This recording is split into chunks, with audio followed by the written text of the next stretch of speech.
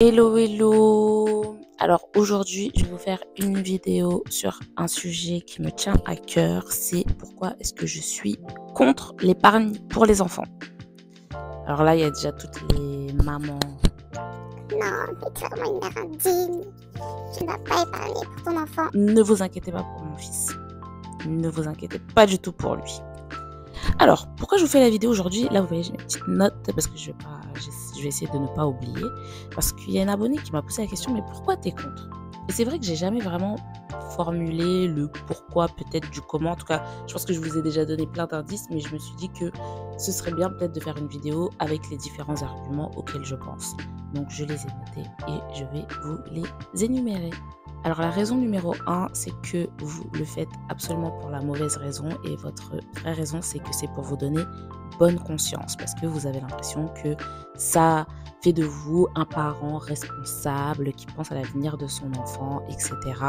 Alors que, en fait, si c'est de préparer l'avenir de vos enfants, vous pouvez très bien préparer l'avenir de vos enfants en épargnant sur vos comptes et pas sur un compte au nom de votre enfant.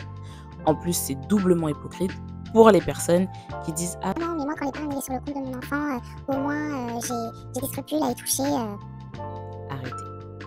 Parce que genre, quand l'argent il est sur le compte de votre enfant, vous savez ne pas y toucher, mais quand c'est sur votre propre livret, là, vous piochez tout le temps dedans. Au bout d'un moment, il faut juste se dire les choses. Voilà, il faut juste regarder dans le miroir et se dire la vérité. Soit vous êtes responsable, soit vous n'êtes pas responsable. Si vous arrivez à être responsable avec l'argent de vos enfants, vous pouvez être responsable avec votre propre argent. Alors la deuxième raison, c'est que des fois, vous faites des choses vraiment pas logiques. Vous avez des explications, vous avez peur d'investir sur les marchés financiers parce que c'est risqué. Par contre, remplir un livret A et le donner à un gosse de 18 ans, ça, c'est pas du tout risqué. Make it make sense. Et d'ailleurs, ça nous renvoie au point numéro 1, qui est que vous cherchez plus à vous donner bonne conscience qu'autre chose. L'argument le pire, c'est quand vous dites « Oui, mais moi, mon enfant, je vais l'éduquer, je vais lui donner une éducation financière qui va faire qu'il ne fera pas n'importe quoi avec cet argent. » Comment vous dire? Vous pensez que les autres parents, là où les enfants, ils crament la thune en quelques semaines ou en quelques mois, ils les ont pas éduqués? Est-ce que vous pensez que votre enfant de 3 ans, vous savez déjà comment il sera quand il aura 18 ans? C'est un peu... Ça manque un peu d'humilité comme positionnement, je trouve. L'autre point qui m'exaspère, c'est que vous considérez que c'est toujours votre argent. Et donc, ça amène plusieurs réactions. L'une, la moins pire, j'ai envie de dire, c'est que vous allez criser quand vous allez voir votre enfant cramer l'argent, parce qu'il pourra littéralement cramer l'argent. L'autre expression, c'est quand vous allez faire du n'importe quoi avec l'argent, c'est-à-dire le déposer sur le compte de l'enfant, le reprendre, le redéposer, le reprendre. En fait, c'est pas un compte secondaire, c'est le compte de votre enfant. L'argent, une fois qu'il est dessus, c'est son argent.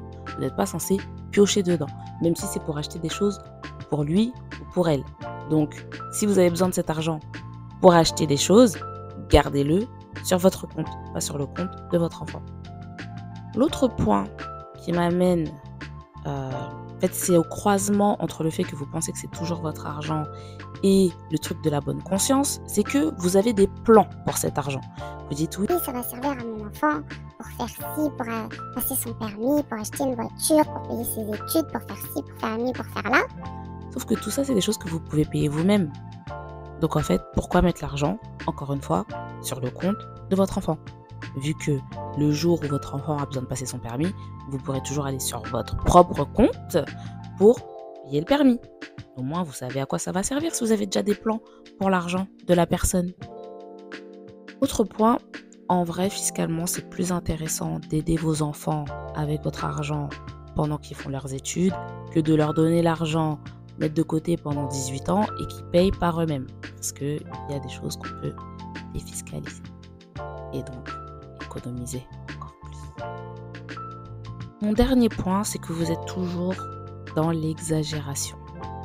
C'est-à-dire que si vous mettiez de côté peut-être 1500, 2000, 3000 euros, allez, soyons fous, 5000 euros pour votre enfant, pour ses 18 ans. Comme ça, il peut faire un peu ce qu'il veut, ce qu'elle veut avec à ses 18 ans. pas de souci, vous n'avez même pas besoin de regarder, il ne faut pas demander des reçus. Hein. Quand on donne l'argent, on donne, hein. Donner, c'est donner. Hein.